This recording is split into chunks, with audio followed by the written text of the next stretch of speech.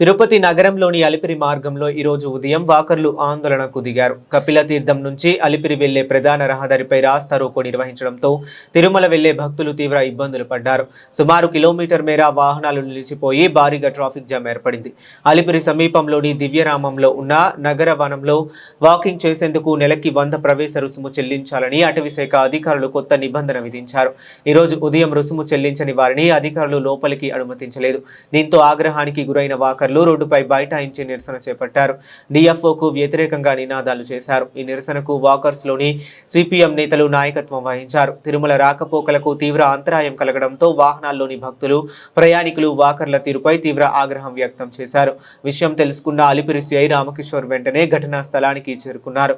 ఆందోళనకారులతో చర్చలు జరిపి వారికి నచ్చజెప్పడంతో వాకర్లు తమ నిరసనను విరమించారు. అనంతరం పోలీసులు ట్రాఫిక్ ను క్లియర్ చేసి వాహనాల రాకపోకలను పునరుద్ధరించారు.